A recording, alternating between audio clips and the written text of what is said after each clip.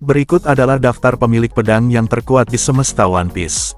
Yang pertama Sword Yoru, pedang ini milik Dracula Mihawk. Sang pendekar ini memiliki salah satu pedang Saijo Owazamono. Hal ini pun menjadikan dia sebagai pendekar pedang terkuat di dunia. Dengan penggunaan haki dan insting yang tajam, Mihawk mampu menebang gunung es raksasa dan kapal-kapal yang besar dengan mudah. Tebasan dari pedang serba hitam ini sangat akurat dan dapat menyebabkan kerusakan besar pada area sekitar yang terkena.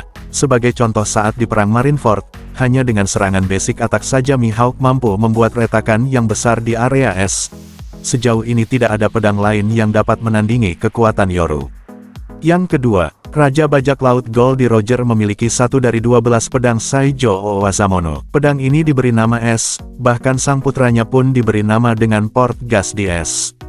Sebagai Saijo Owazamono, Es merupakan senjata yang sangat kuat.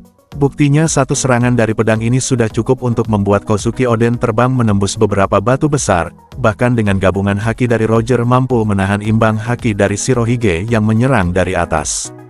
Yang ketiga Murakomo Giri. Senjata ini sebenarnya lebih cocok dibilang sebagai tombak daripada pedang, hanya saja ujungnya dibuat melengkung seperti pedang besar pada umumnya, maka Murakomo Giri termasuk golongan sebuah pedang, namun berbeda dengan senjata pedang lainnya. Benda milik Edward Newgate ini bernama Naginata. Tidak ada yang spesial dari senjata ini, tapi dengan haki dan power buah iblis Shirohige menjadikannya sebagai pedang yang kuat dan istimewa. Terbukti saat melawan Roger pedang ini tidak bersentuhan namun menimbulkan efek kerusakan yang luar biasa.